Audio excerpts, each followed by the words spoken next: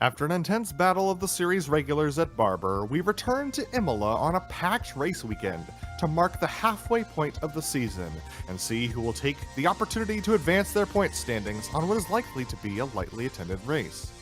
Will Theodore Burns and Yuka Leskala both attend? And who will rise to challenge them today if they do? We'll find out soon as we get ready to watch round 6 of the iRacing IMSA Vintage series, and you'll see it all live here on the Global SimRacing Channel. Hi, I'm Adam Lindgren, and with me in the booth is Michael DeTurk. Behind the scenes is our director, Joe Peak, and he's using cameras provided by Dougie Beard. Imola is a track not usually known for its multiclass racing. To find out what makes Imola infamous, well, let's take you down to our track guide.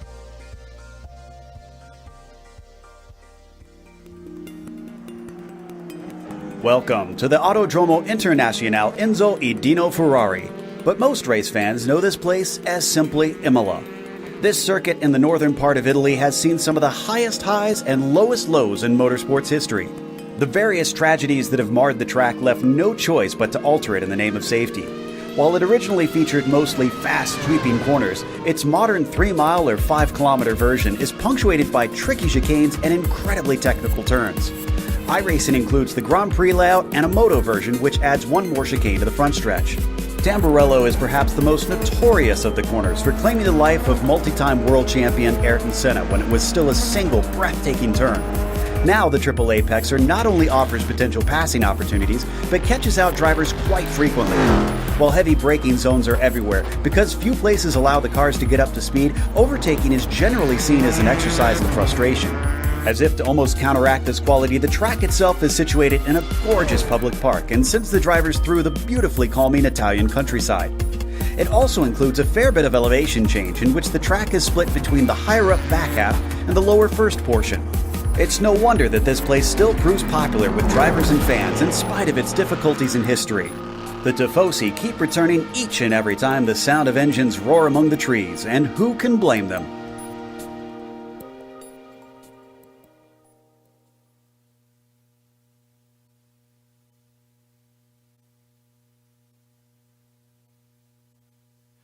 Well, Michael, we've both driven this series before in different classes, and we've both driven this track before. Talk to me about how Imola behaves with the IMSA Vintage machines. Yeah, Adam, it's as always with IMSA Vintage, it's going to be a challenge. You're going to have those Nissans wanting to get through those fast corners as quickly as possible, and it's going to be that kind of dance where you go, do I want to dive the Audi? Do I not want to dive the Audi? Because you know they're going to have just excellent low-speed traction coming through. Tamburello, Tosa, Acqua Minerale, Variante Alta, they're really going to be fast out of those corners. So we're going to see 17 turns and 3 miles of kind of madness here as the classes try to negotiate each other. A few extra chicanes today and a few less hairpins compared to where a lot of our other iRacing friends are racing in the Daytona 24 this weekend. But it should be a fun one, and I'm very curious to see how they manage this multi-class. Yeah, as am I. And speaking of multi-class, let's take us down to the championships here. Theodore Burns in the GTPs got his first win last week, and it currently continues to hold the championship crown at the top. Matthias Hovdahl is tucked in behind him, only 11 points back, with Thomas Mustonen 1 point back of him. So Hovdahl taking that second position just this past week. Fabian Jungbluth down in fourth position, only 3 points back of Mustonen. And then we have Farron Grau in fifth position, only 4 points back of Jungbluth. And then it's Javier Del Olmo, Alexander Vanderstant, Andreas Valenteus, Jack Wells, and Heitor Sintes Galindo rounding out your top 10. And honestly, they're only separated by about 22 points from second on down to 10th. So very tight racing in the GTPs at the halfway mark. But Michael, what about the GTOs? Give me 1 second, Adam. I'm waiting for the GTO standings to pop up here, and then we'll walk through how these drivers have been competing through the first 5 rounds of the season.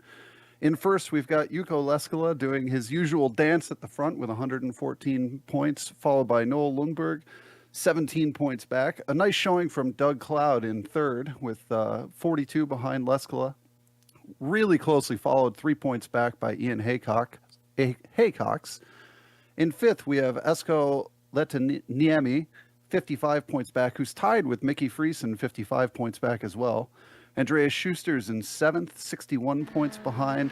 And behind Schuster, we have Cam Porter and Valenteus, who are both 64 points back. And Josh Brain rounds out your top 10, 73 points back. Yeah, absolutely. Now, for our race details today, it is the halfway point, round 6 of 12 for these drivers. It is going to be a 40-minute race, so their usual race distance around here. They're going to not have any spare vehicles to choose from, so they're going to have to stick with the car that they've got. And around here at Imola, that can be a real challenge for them.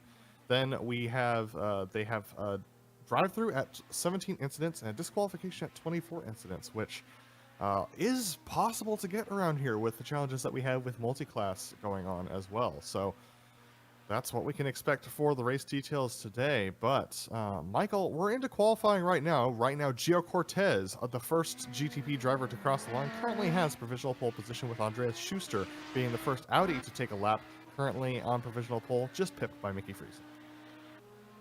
Yeah, Friesen hops up to the top of the board there. I have to imagine, Adam, and I don't have that much experience in the Audis, that jumping some of these curves through the chicanes today, if you can avoid the incident points, must be really satisfying to get right in the Audi. I know it's always a chore in the Nissan as we see them just barely managing those sausage curves through Variante Alta there. But through the Audis, I feel like if you can get that launch through the chicane, get over the sausage curves and land on power, it's got to be really satisfying to get out of those tight chicanes.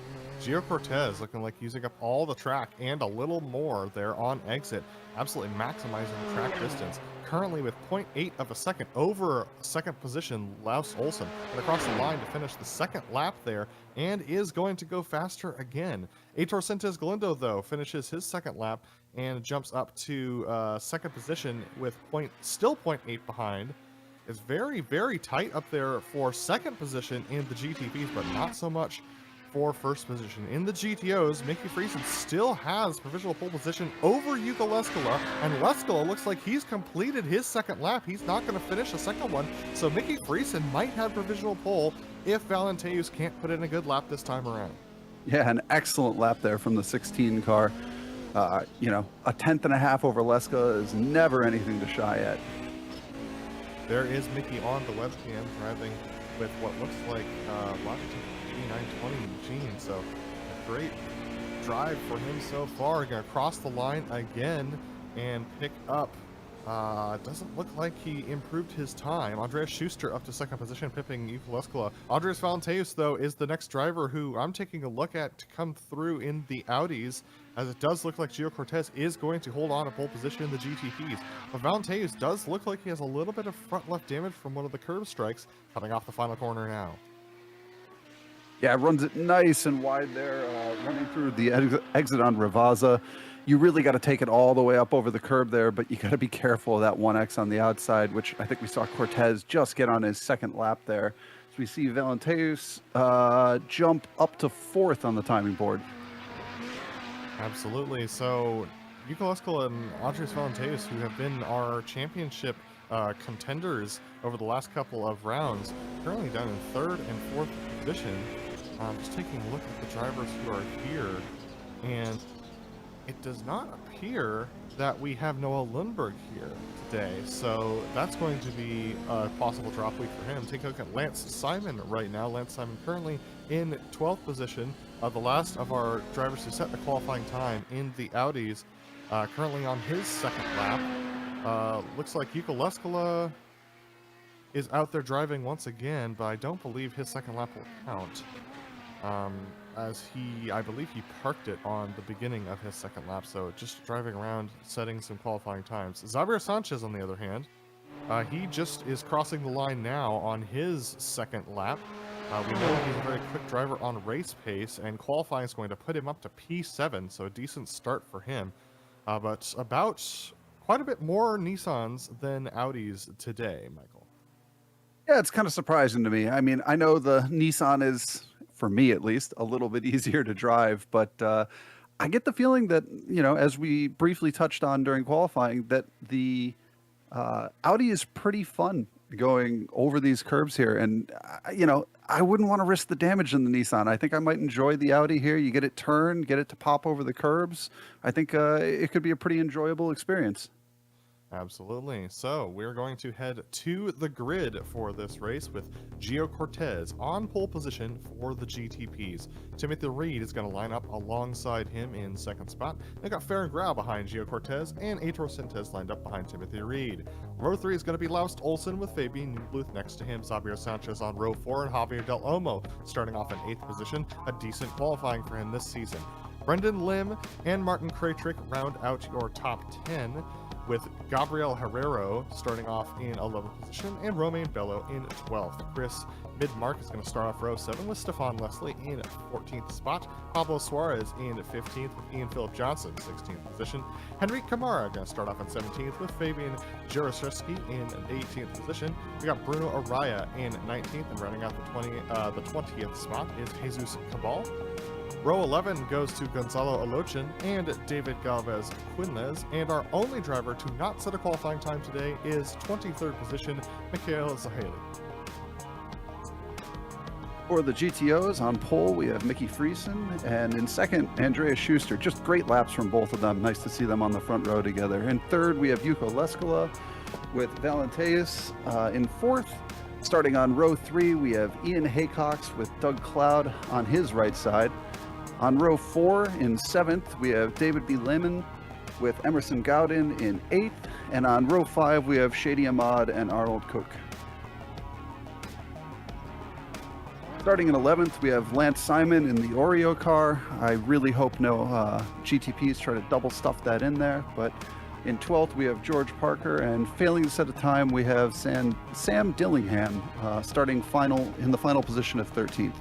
Absolutely. 13 Audis, 23 Nissans, for a total of 36 cars out there today. A fairly packed field for Imola, Michael. It's going to be tight confines out there for this multi-class race today. Yeah, a difficult track for multi-class.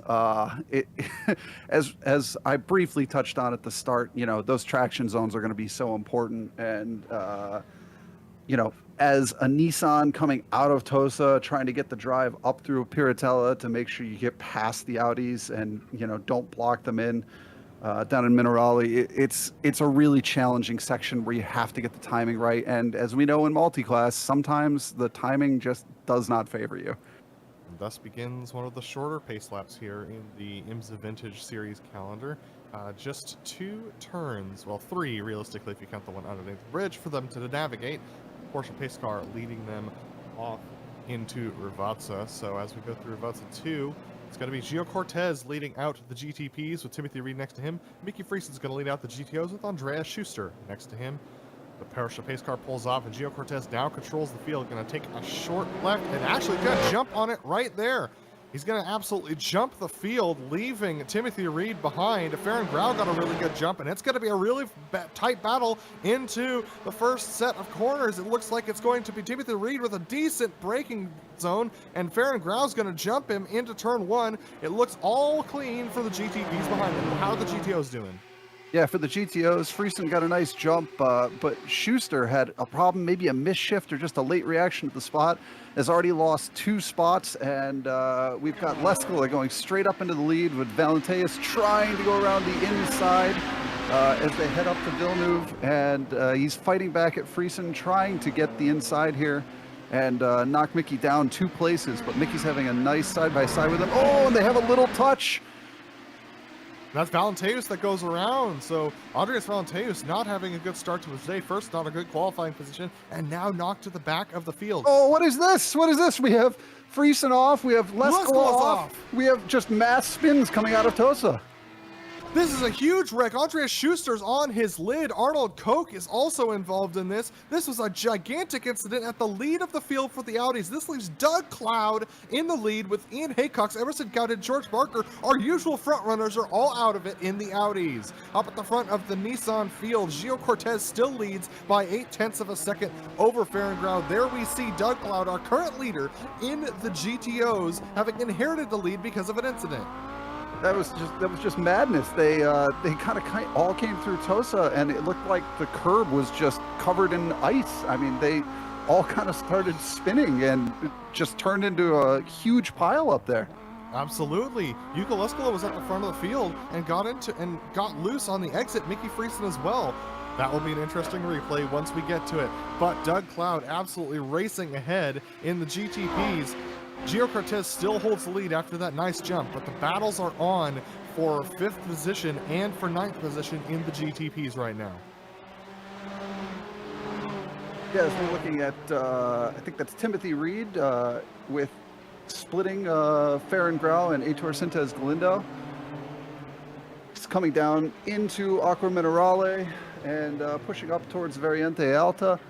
You know, this sausage curb in this chicane has got to be so tough in the Nissan to get right and make sure, A, you don't pogo the car on exit, and B, you don't damage that front end, because these Nissans are so front end limited, and if you take a little bit of damage there, the push and understeer on the front end can just get so extreme, and I can imagine that really hurting you through Tamburello or Villeneuve. Klaus Olsen under putting heavy pressure onto Fabian Jungluth right now for the 5th position. Klaus has been fairly quick this season, but just has not had the consistency that he hoped for. He's been more consistent than last season, but unfortunately just been caught out by a couple of bad incidents that have not been his fault, and then one last week that was, unfortunately. But Laus putting some good pressure onto Fabian right now in the 5th position. Yeah, Fabian got by him right at the start, I think, and Laust is now trying to fight back and get that position right back. And the lead in the GTO is still tight between Doug Cloud and Ian Haycox. Those two have battled it out multiple times this season, and it's been very intense for the two of them. There we see Laus trying to make a move on Fabian, but not going to be able to get anything done. The Nissans are about halfway around the track now compared to the Audis, so it's going to be another couple laps before they deal with traffic. We're going to go see a replay of the start of this race, and especially with the Yuka Leskola incident. So there we see, this is with Andres Valenteus, and he just gets pushed out wide, trying to take it around the outside of that right-hander, and couldn't quite hold it. But here comes the exit. There you see up ahead, Yuka Leskola gets onto the curb and slides out. Mickey Friesen gets onto the curb and slides out. And then the 11 car also gets onto the curb and slides out, and gets wrecked ahead of the rest of the field. So you're right, it just looked like ice out there, Michael.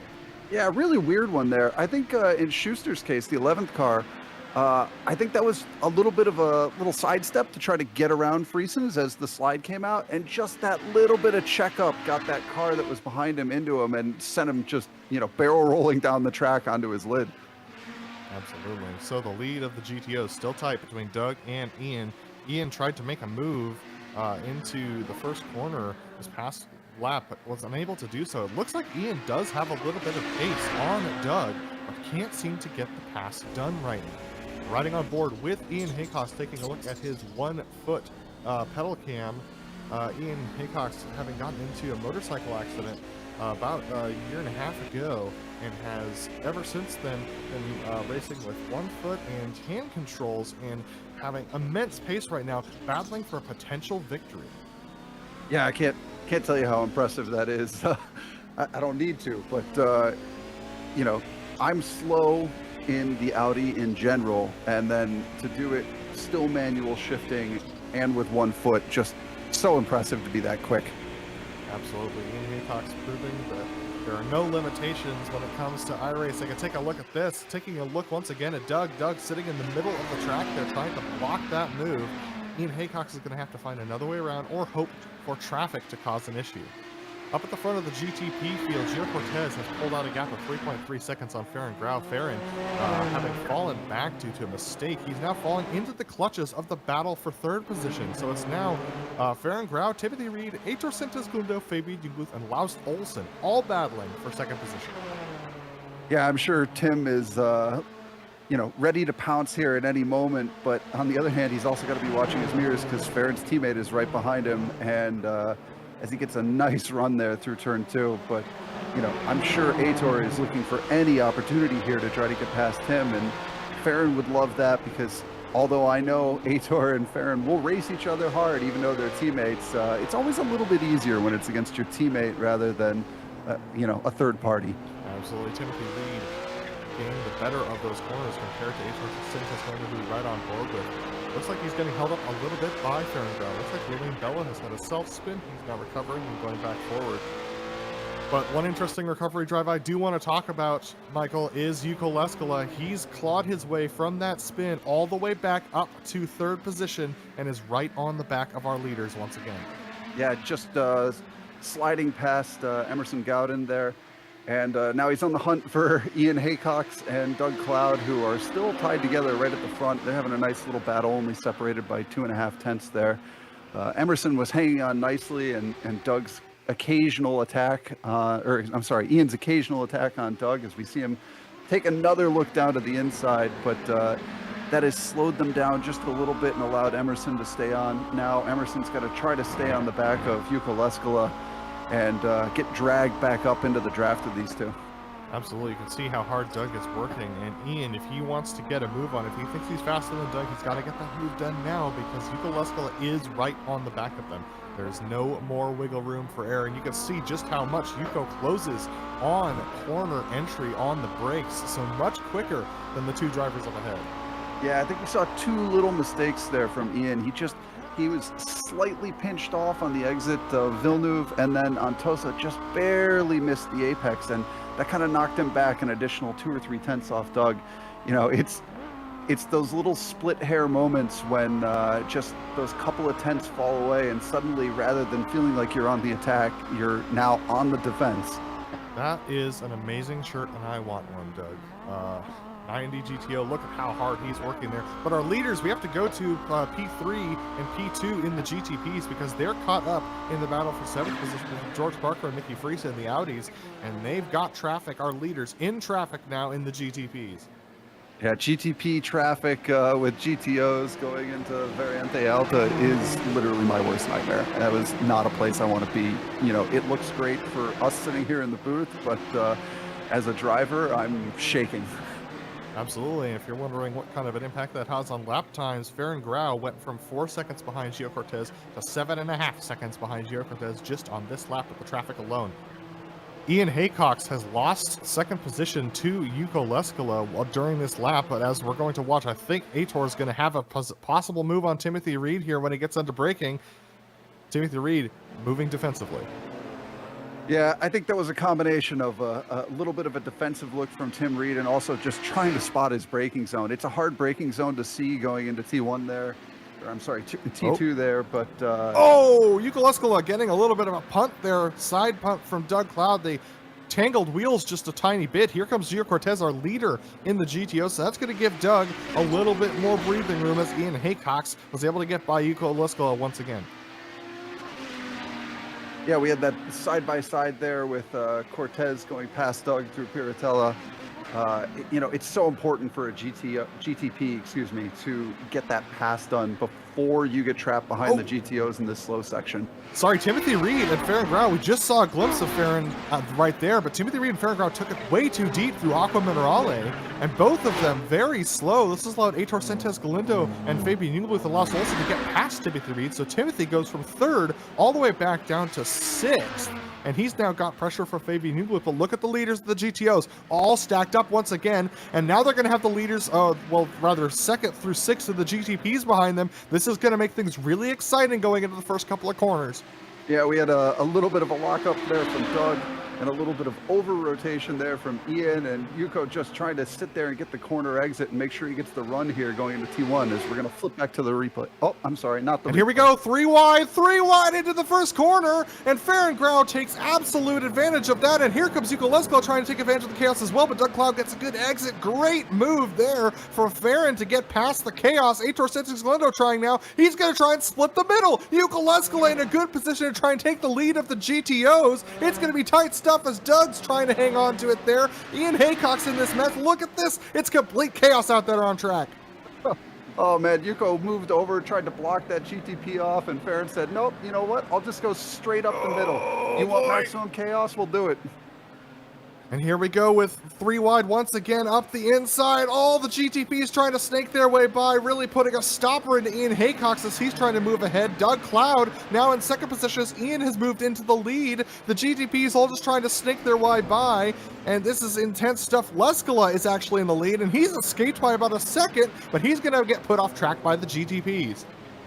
You know, there was that big checkup on the entry to Piratella there, and Javier Del Olmo was so close to the rear wing of Tim Reed there. I really thought for sure they were going to make contact and we were going to see a 6-car pile up. But an excellent job from everyone there to stay out of each other's way, make the passes cleanly, and continue battling. And look out, right behind, Adrius Valenteus just made a pass on Emerson Gaudin to take over 4th position and is right on the back of Doug Cloud. So Yuko Leskala, if he wants to escape, he's going to have to make his run away now, but I think it's too late. I think Valenteus is right there. 4th position, Valenteus moving forward. In the lead of the GTPs, however, Gio Cortez still 9.5 seconds over Farron Grau, so no concerns there. You know, for Valenteus, I know that first lap incident with a little bit of side-to-side contact certainly was not what he wanted, but it may be a blessing in disguise considering what happened at Tosa after that. Absolutely. So Valenteus now catching up to the back of the pack. Yep, we see another pass here. This is Friesen, who was our pole sitter, getting past David B. Lehman going into the first couple of sets of corners. So Friesen also on a recovery drive. Our quick drivers able to make some recovery moves and try and move themselves back up the field. Yeah, unfortunately for Friesen, in that Tosa incident, while he took no damage, he had to sit there and wait for the entire pack to go by, reverse, and then get the car kind of K-turned around and come back. So he's 19 seconds back from Gaudin, but, you know, driving a nice, clean race. He's just got to keep it on track and just keep chunking away at the time here. Yeah, the lead of the GTOs is where all the action is right now, with still GTP traffic trying to snake their way through. Chris Midmark, Romain Bello, and Martin Krajcik all battling for 11th position, trying to cut their way through, and Lesko is going to be the one who catches the worst of it going through the chicane here. He's going to get held up significantly on exit, make contact actually with Romain Bello, which sends him around. Yeah, that's a tough one. We've talked about Lesko has a slowdown, I think, too, here, from running it wide on exit, trying to avoid that GTP. Oh.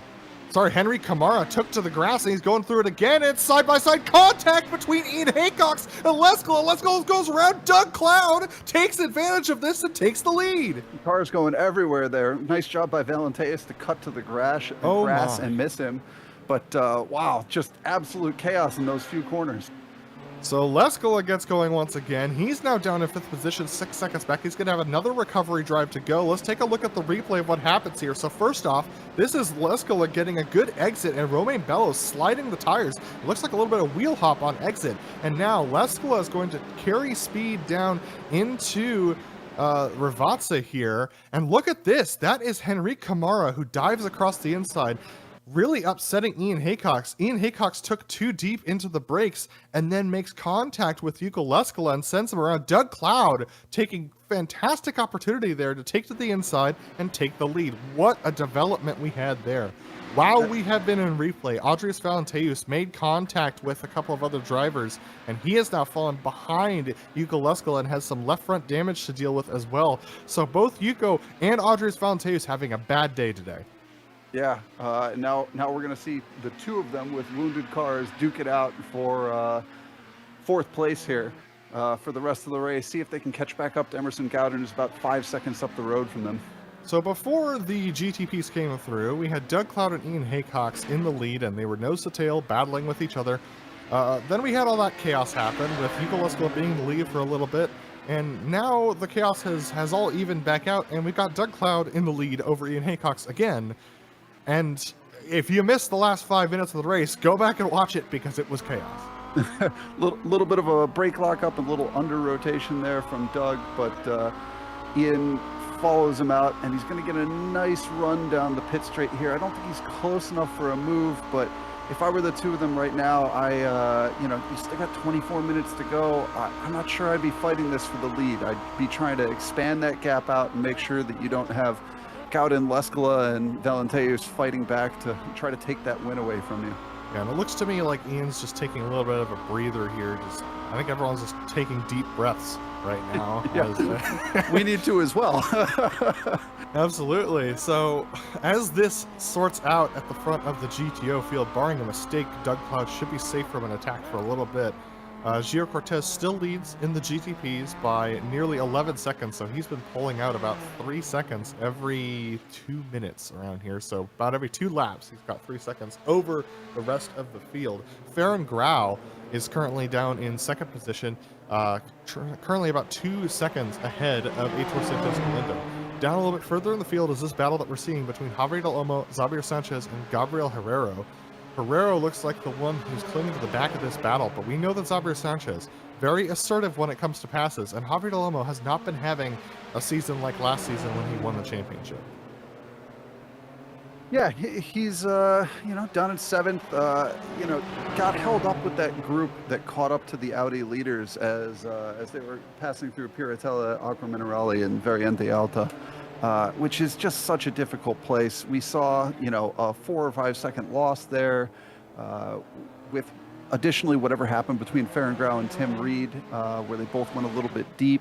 And that kind of backed the field up as well. So, Cortez is driving an excellent race, but certainly has been helped a little bit by some of the issues by those battling behind him.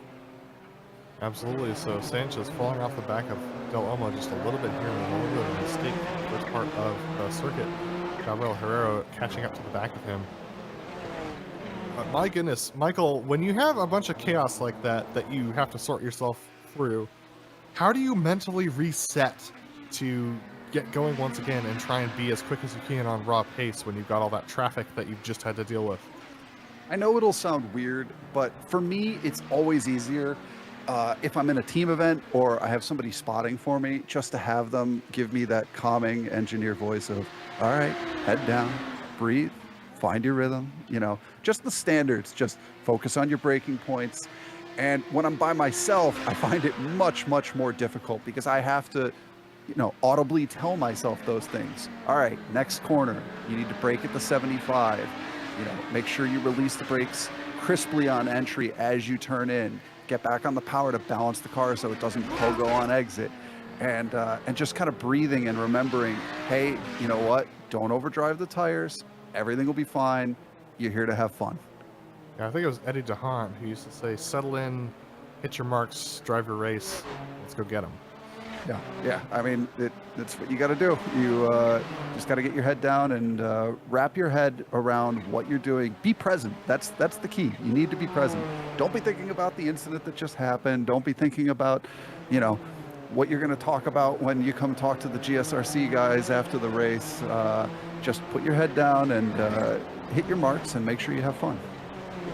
P2 in the GTPs is starting to tighten up a little bit between Farron Grau and Heitor Santos Galindo as well. They're catching up to David B. Lehman here on exit, so this is going to hold up Farron Grau just a little bit. Heitor Santos Galindo with a decent run.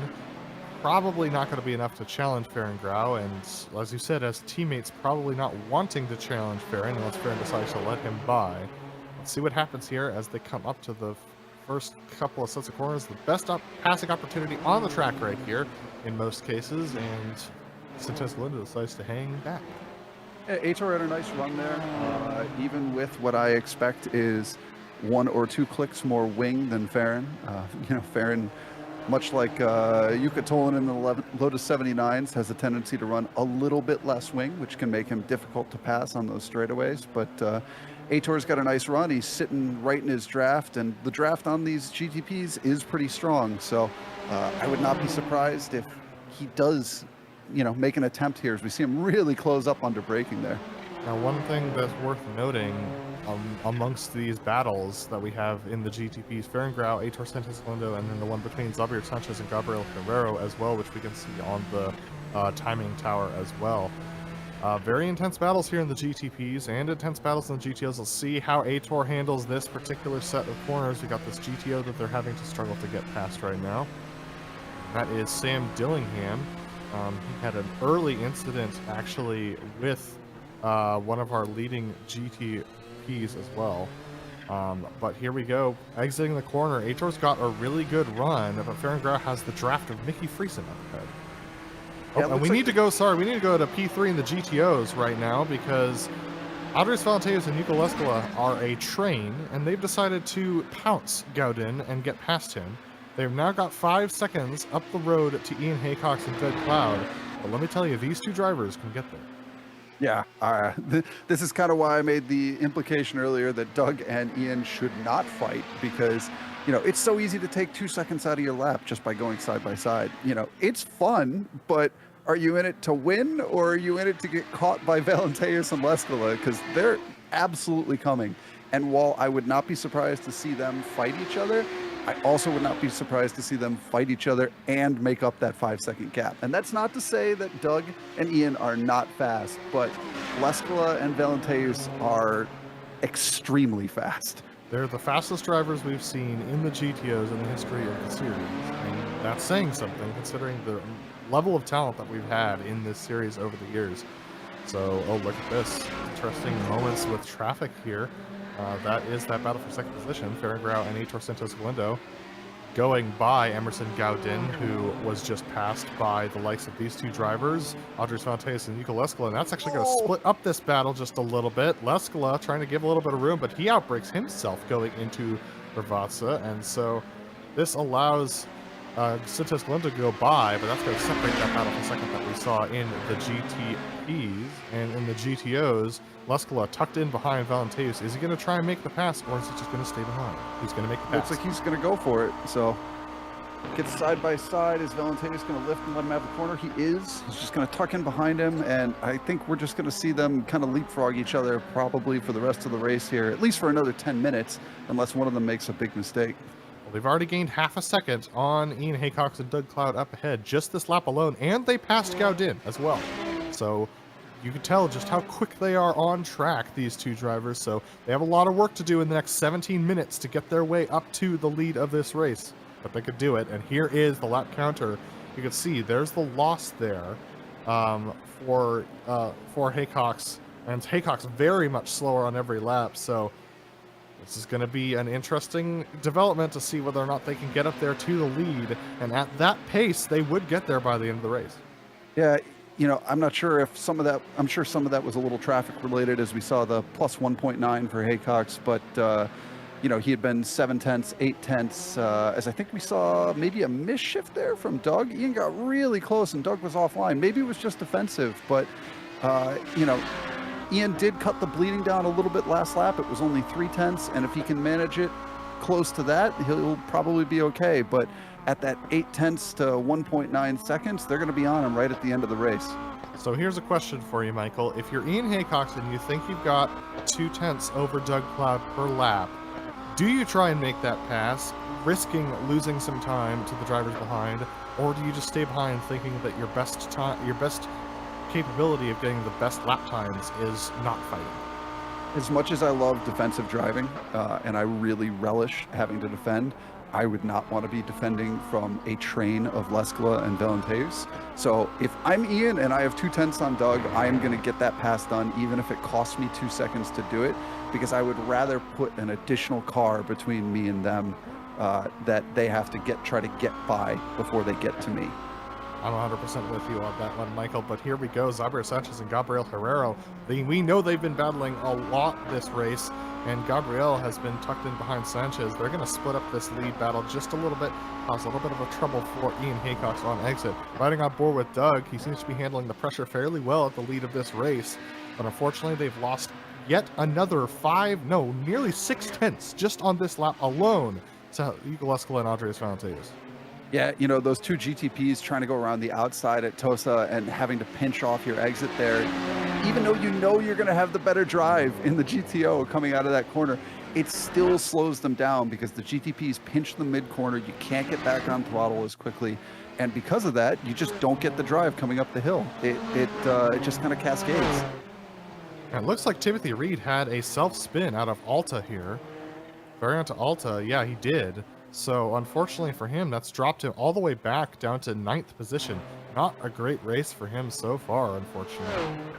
So easy to do there. You know, I haven't seen the replay, but as we're going to see it right now, it's really easy to grab too much sausage there and get the car bouncing, and it just never comes back.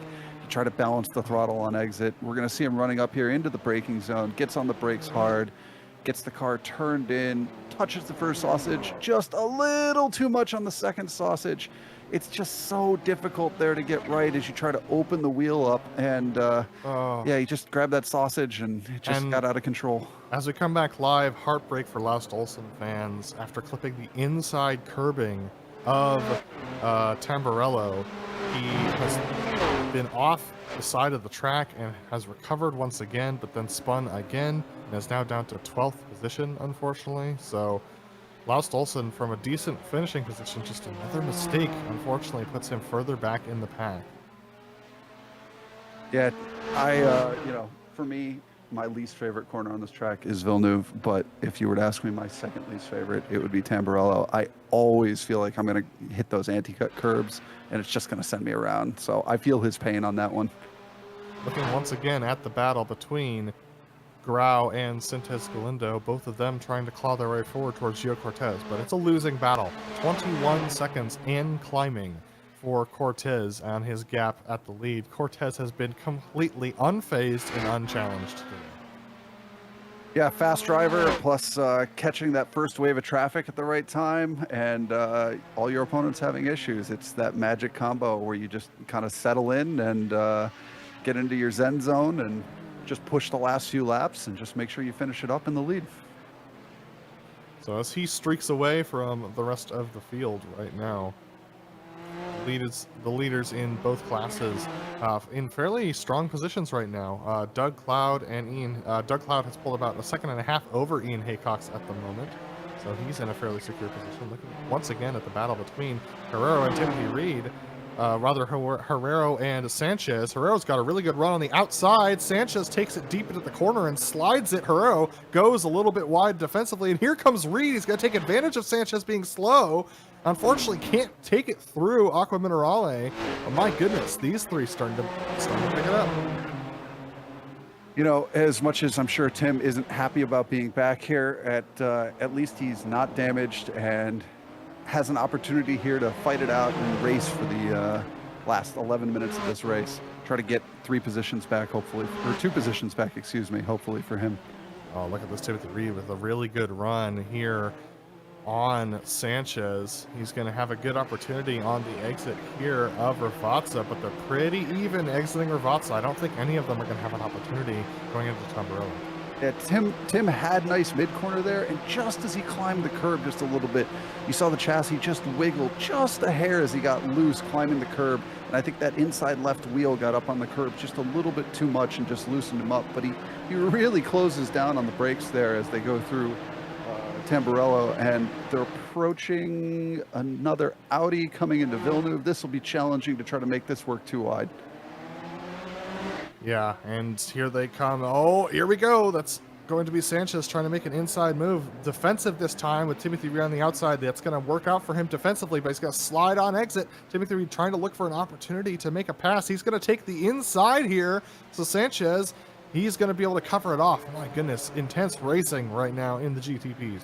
Yeah, you know, despite that wiggle, I think just that little sniff of draft that Sanchez had there going up the hill is what kept Tim at bay. I mean, Tim had to go the long way around too, as Sanchez was really defensive there. You know, hard but fair racing. But I think the combination of those two things just set him back just that little bit as we all see them kind of clumsily make it through that Alta chicane. Another fastest lap for Gio Cortez. In second position is now Aitor Sentes Galindo, having made the pass on fair and ground last lap into Tamburello. Fairly standard pass, so we're not going to take a look at the replay for that. But, Michael, you've done some research on Doug Cloud and the man in the lead right now. What have you learned? I'm scared to say it. Doug has 6 podiums, which is excellent considering the talent level in this series. But he has never won a broadcast race in IMSA Vintage or under its previous guise as Camel GT. Well, so it, you know, I'm really rooting for him. I hope he pulls it out today. I'm rooting for him too, but don't look now. You see those 2 cars behind the green one? That is Andres Valenteus and Nico Lescala. 1.2 seconds, they're within the draft. Yeah, they've closed that 9-second gap that then we last checked in on when it was about 5.5, and now they're down to 1.7 seconds behind. So Doug's got to put his foot to the floor here, focus up, and hopefully, you know, gets a little help from Ian, or in Ian's case, hopefully he gets past Doug. It's difficult to say who's going to end up here in the premium spot as we go through the last 9 minutes here. Yeah, and I will say this though, Michael, Doug is the only driver in this front pack to not have made contact with anyone today, knock on wood, of course. And that being said, he's also been very stout in his defense over the course of this season. Now here comes a really challenging moment with the GTP. He's going to be able to survive that one with Jesus Cabal not taking away his apex. So Doug Cloud is going to have to get his elbows out if he wants to keep all of these drivers behind. Look at this, Ian Haycock's in a tough position. That's Gio Cortez, our leader, trying to get around Jesus Cabal. It's going to be 3 wide, it appears. No, Jesus is going to back out of it, but that was a tense moment. Is this going to take away Doug's apex? Nope, Jesus backs out of it again. Oh, that was good from Jesus there to make sure that Doug got through that corner. And Jesus switches under as we see Valenteus coming at Ian Haycock's here through Aqua Minerale. Absolutely, and here comes Yuka Lescala to the fore as well. So Doug now has a rear gunner in Ian Haycock's. Ian, though, has not been super assertive in his defenses over the course of this season, but a potential victory on the line, and with the mistakes we've seen from the 2 drivers behind, he might change his tune this time. You know, we talked about Doug is the only driver of these 4 that has been clean all race. He had that nice dodge when everyone kind of got into it down in the final corner here. But the one thing I'm worried about for Doug is he has really been pushing those front tires. You've seen a lot of lockups and a lot of under rotation from the car. He's been locking that inside front, and I'm worried about the life of his tires and the heat of his tires in these remaining laps. So here we go. It's tight stuff here. Here's Ian Haycock's at a really bad position. Valenteus with a good run. Ian's not going to defend it here. He's going to give up that inside to Valenteus. Is going to try and sweep around the outside, and he's going to be able to hold on to that position. Doug Cloud locks it up into Tamburello as well, but here comes Yuka Lescala with an opportunity on Valenteus. As he's going to take the inside, Valenteus is going to back off and let Lescala go by. He knows that if Lescala puts Ian Haycock's in a bad position, he's going to be able to make the pass. These 2 fast drivers are really working together to try and team up against these 2 drivers up ahead who don't have a win this season. Yeah, 100% playing the chess game with positions 3 and 4 here. It's fully, oh, I have a little mistake or I don't have the run. You do? Great, go on by. Let's attack these other 2 and make sure we take the top 2 steps. So nice defense from Ian there into Tamburello.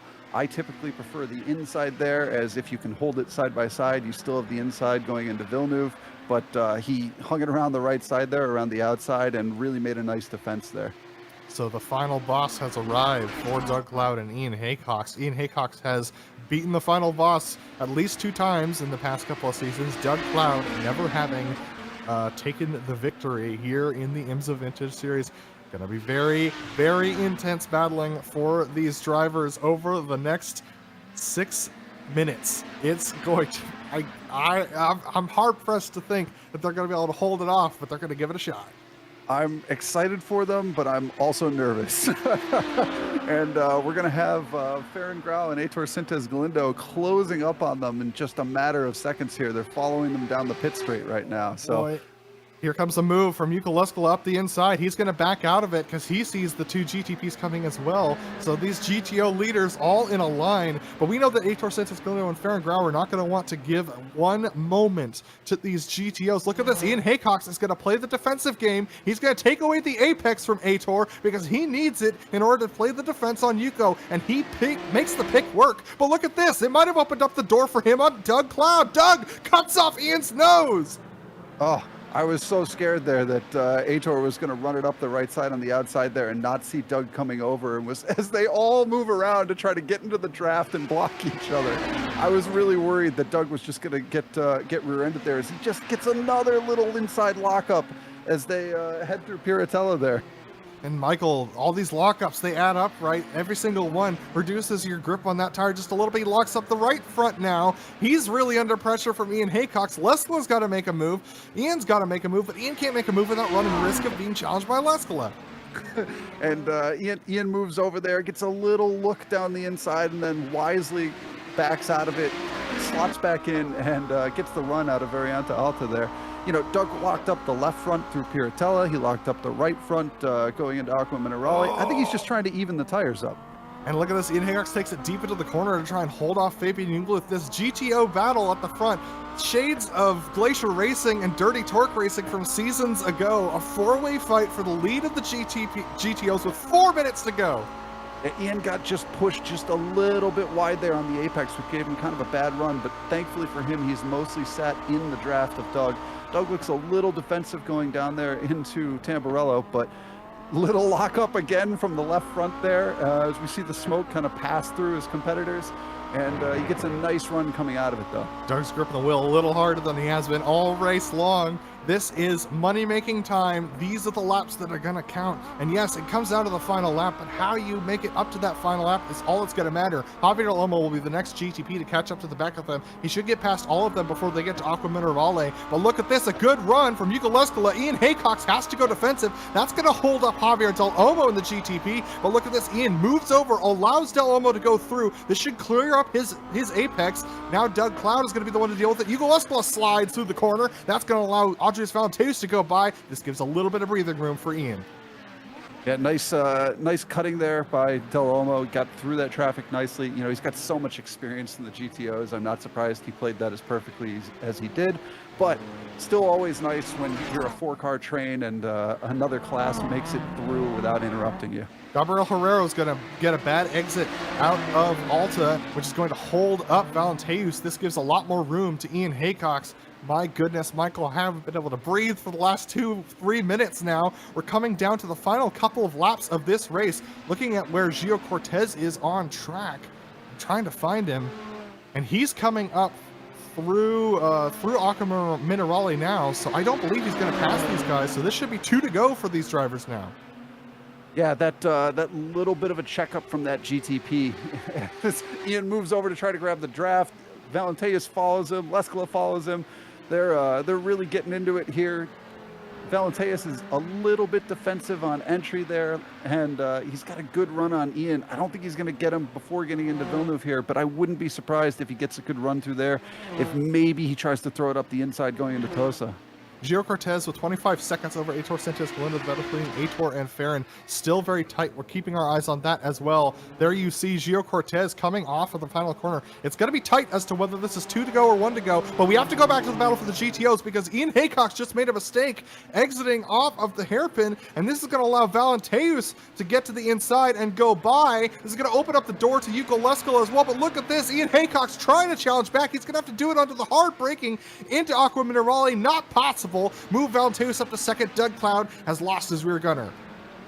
Ian did a good job there, even though he had that little mistake coming out of Tosa. He did a good job there to say, you know what, I've got incident points to spare. I don't care about the runoff here. I'm going to stay in the throttle and make sure I slot in behind Valenteus and don't let Leskala get this position from me. Valenteus with a great run off of the corner through Alta, coming down to Ravazza. He's going to have a good opportunity to try and attack Doug Cloud if he wants it. He actually decides to back out of it.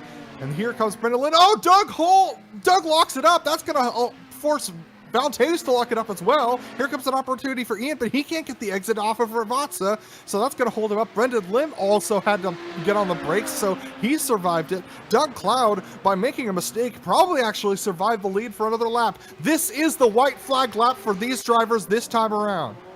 Yeah, you know, even though that was a little bit of a continued lockup from Doug, that checkup, I think, really helped him, as you said.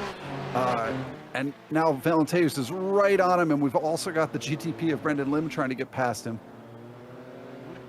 No, I'm making a mistake. It's not the final lap. Gio Cortez has one more lap to go. He's just coming off the final corner now. He's going to dive to the pits. He's diving to the pits. Incident limit? No, I think he's trying to make it so that the race ends. He's got 25 seconds. That's not how this works. It's white flag. Gio Cortez is giving up the lead here. It's 10 seconds to go. That is Aitor Santos Galindo. Gio Cortez missed up on fuel.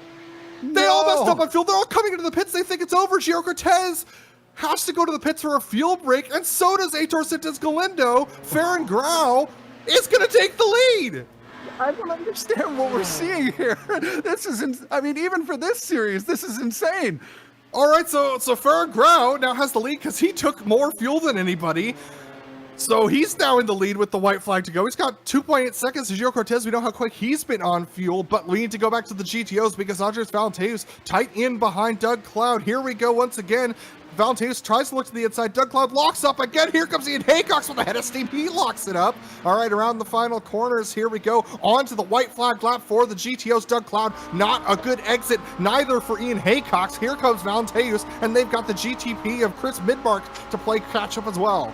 This GTP is either going to kill them or absolutely help them. I'm not sure which. Valentez up the inside. Here comes Doug Cloud. Can he outbrake Valentez? The answer is no. He can't make the challenge work. Valentez to the lead. A little bit of contact between Midmark and Haycox. That's going to allow Lesko to go by. Doug Cloud needs to do something. Needs to make a miracle of something. He's going to have to use Midmark as a pick here. He's going to draft inside the inside of Midmark. That's going to hold up Valentez, but he can't do anything about it.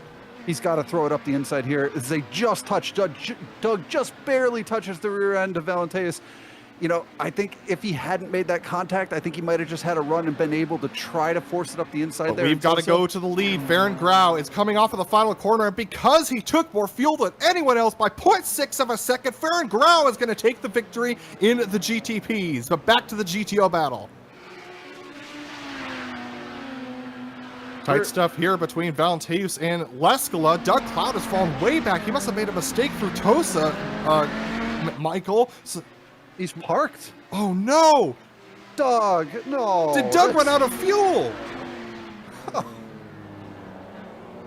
Wow, so Doug Cloud losing his opportunity at his maiden victory on the final lap. Looks like a lot of the GTOs struggling on this final lap. Valentez, though, after being spun around on the first lap in Tosa, and we've got some contact up ahead with Chris Midmark being pushed off. He's going to get in the way of Yuko Leskala. That's going to allow Ian Haycox to have an opportunity at second position, but here comes Valentez.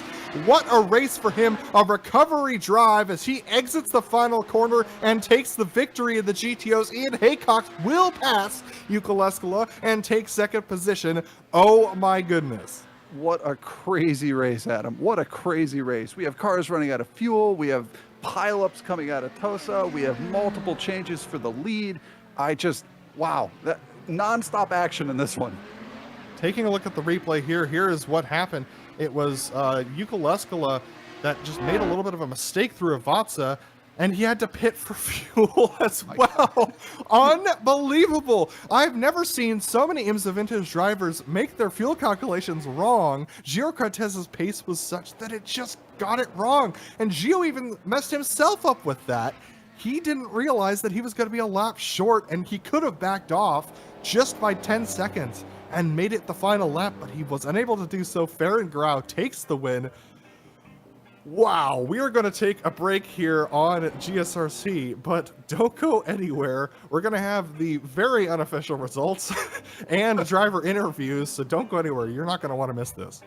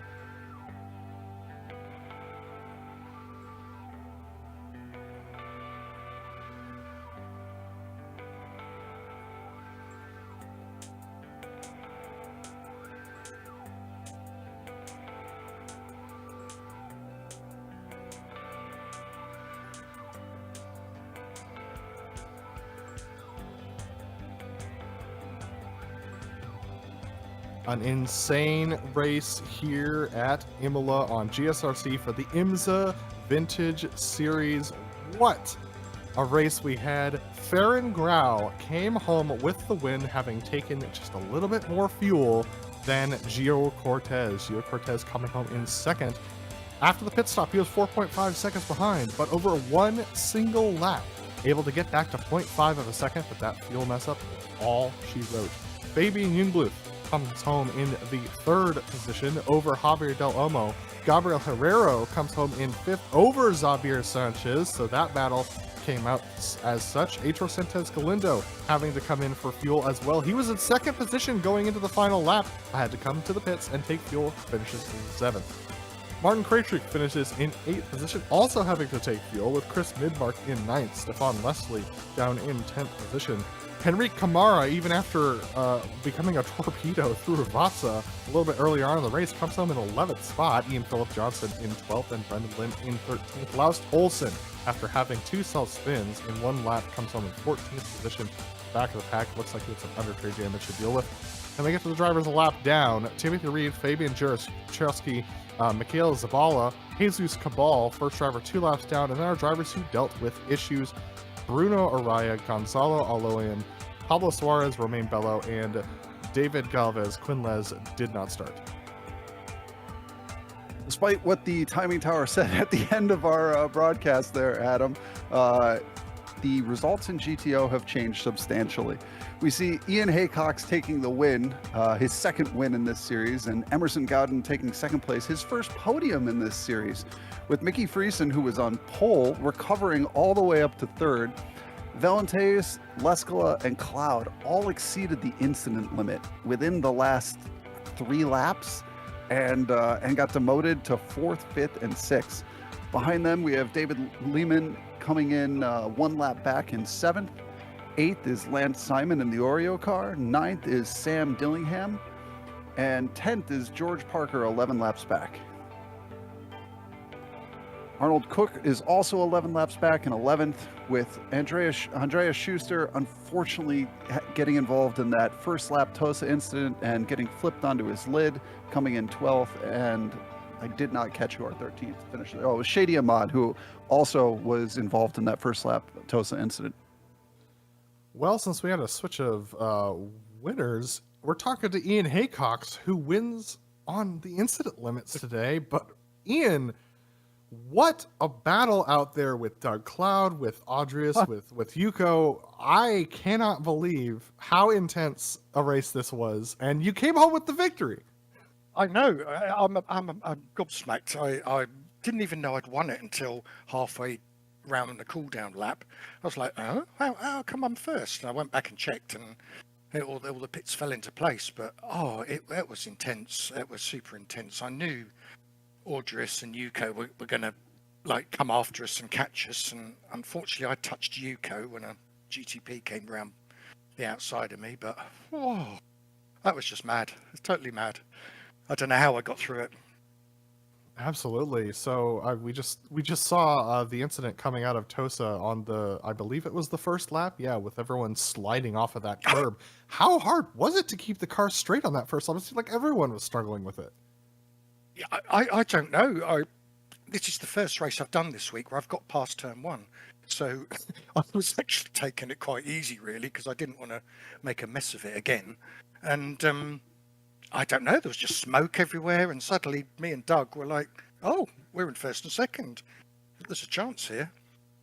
Yeah, absolutely. And you were battling it out with Doug, but I could tell that you two didn't want to battle too hard because you knew that Valenteus and Yuko were coming up behind. How hard were you working to just stay ahead of those two? Well, I think I was looking behind more than in front, if I'm honest. I was like, there was 6 seconds, 5.5, 5, and it's like, then it starts to play with your head, doesn't it? And the inevitable eventually happened, and then, I don't know, there was another big incident, and they both dropped back again. I'm going to have to go back through the replay. I can't even remember what happened. There was so much going on. It's mad. Yeah, the But replay. absolutely delighted. Sorry. Absolutely. The replay and the broadcast are going to be interesting things for you to see for sure. But yeah, I mean, Ian, talk to me about this is your second win that we can see recorded in our stats, at least, this is going back a couple of years. How does it feel to take a win? I mean, like, even on incident points, that's an achievement regardless. Well, I kept it on the black stuff, didn't I? So I deserve it. But yeah, I mean, I think the last win was a few years ago at Le Mans, and I think I was gifted that one. There was a lot of craziness on the last lap because of some drafting, and I sort of came through.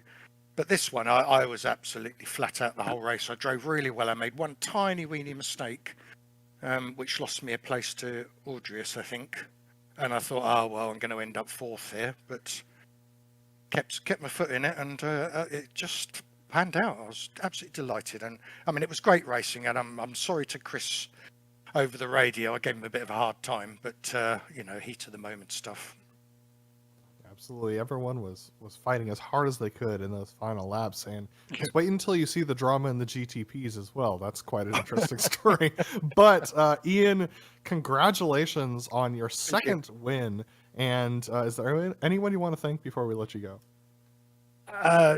Just my family for being supportive, and you guys for great races, and hopefully see you tomorrow afternoon at the Lotus 79. I'll give that a go as well. Well, we look forward to seeing you there, Ian. Thanks for talking to us. Running. Thank you. Bye. All right, that was Ian Haycox, who won the race in the GTOs, and Michael the Turk has caught up to Emerson Gaudin, who took his first podium today. Emerson, congrats, your first broadcast podium. That's got to be exciting for you. Yeah, it's a pretty good one. I thought I was coming in fifth at the end there, but then I saw us third, and then I saw us second as well. So yeah, I had no idea really. Yeah, that was kind of similar as us. We were trying to sort out who pitted, who ran out of fuel, who had incident limits. It was almost a surprise when we got to the results screen there. But your first podium, you moved up from 8th. You stayed out of that big accident at Tosa that took a ton of cars on the first lap there. What was the bigger challenge for you? Trying to defend as some of the guys were on recovery drives, or trying to stay in with Ian and Doug there through those first few laps? I mean, just driving consistently, I think is always it for me. I don't have the pace to beat Ian or Doug really, and I know I definitely don't have it for Audrius or Yuko. So yeah, just trying not to get incidents, trying to stay out of their way when they come through as well, which Yuko and Audrius did I think twice for some reason. But yeah, it pays off just being consistent sometimes, luckily. Sure, and you did a great job of that. I mean, you went from 8th all the way up to 2nd at the end screen results there. So a excellent result for you. Are you looking forward to next week's track? Could you remind me what it is? Because I have no idea. I worded it vaguely because I didn't know either. I'm going to go look. It's the Nürburgring Grand Prix circuit. There we go. Oh, yeah, actually I'm looking forward to that. I've had some good races there in the past, I think, fighting with Cam as well. Yeah, it should be good. I know that one could be a bit of a challenge, especially when you go through the uphill and you've got the fast S there, and the GTPs try to go on both sides of you, which can be a difficult challenge for the GTOs. But anybody you'd like to thank? Not anyone in particular, just the Camel community. Mickey and Doug often give me words of encouragement and advice, so those two as well. And anyone who watches my stream occasionally as well. Thanks very much. Well, thanks for jumping in with us, and congrats again on your first podium. Thank you. That was Emerson Gaudin talking about the Camel community, Camel GT being the previous name of the IMSA Vintage series. But we've also caught up with Aitor Sintez Galindo, who finished not as high as he would like in 7th position today in the GTPs. Aitor Sintez Galindo talking to us now. Aitor, not necessarily the race that you were looking for, but you had some great battles throughout. But talk to me about the fuel, because it seemed like a lot of people were struggling on fuel and incidents today. Absolutely. I'm still cannot believe what just happened. Yeah. I think it was 82 kilos of fuel, and apparently we were going faster than expected, so we had to do an extra lap of fuel that not everybody had in mind. And yes, I let it go, but on the plus side, I have to congratulate Ferran for his first broadcast win, and I'm so happy for him as well, because he deserved that. It's been 2 years at least fighting for the win. Sometimes he had no lag and everything, but Well, bittersweet sensation today. I let it slip, but in the plus side, my friend and teammate won it. So yeah, we had that. Yeah, we had amazing battles throughout the field in both classes today, and it seemed like traffic was playing fairly fair amongst both classes. What were your thoughts on that today? I agree with you until I saw when I was fighting with Farron and I had the top four GTOs nose to tail, and I was like, oof. Well, I have to sort it out eventually, but to be fair, it was. I mean, the track also helps. It's quite wide and everything. Just happened to a trend of Audis. There's not unless it's Le Mans in the Mulsanne. It's gonna be difficult. But yeah, today has been fairly easy on the traffic side. Could got away with Aaron, but yeah, we had that incident with the fuel. So the first half of the the first quarter of the season, we saw tons of participation. We saw streamers participating. Second quarter of the season has been a little bit more reduced just due to calendar conflicts. What are your thoughts heading into the second half of the season? What are your expectations going in, and how are you going to mentally prepare yourself for the rest of the season? Well, good question. I mean, I think today is a special week because Daytona 24, and also the fact that it's this usual thing that happens that the first weeks it's always a lot of people joining, enjoying the races, but then eventually they have the other races to do and they leave. It's understandable, it's this sort of thing happens. But yeah, I don't. I hopefully I think next week we'll going back to a splitting, making top split and bottom split one again. I think it's on lower green, as you said. So I'm looking forward to that, and yeah, I'm looking forward to make the rest of the season with well, I mean, all the very fast drivers. This season is brutal in terms of pace, so I have to give my 150% every race. But yeah, looking forward for the rest of the season. Well, Aitor, congrats on the top 10, and we look forward to seeing you next week at the Nürburgring. Is there anyone you want to thank before we let you go? Absolutely. You guys, as usual, for the broadcast, family, friends, and watching. And yeah, shout out to Ferran for his brewing. Deserve that. So yeah, thanks, guys. See you at the Nürburgring. Aitor Sentes Galinda, who finished 7th in the GTPs, and that's actually going to close us out for today. I want to give a big thank you to the team today, Michael, Joe, and Dougie. Make sure to check out our social media, website, and merchandise store, and don't forget to subscribe to our YouTube channel as well so you don't miss a moment here on GSRC. The next race, as mentioned, was the Nürburgring Grand Prix circuit. That's Saturday, January 27th at noon Eastern. Be sure to check out our other broadcasts that are listed here on your screen, and we hope you've enjoyed joining us today as much as we've enjoyed bringing this racing to you, and we hope to see you back again next week. But until next time, race clean, race hard, and we'll see you on the track.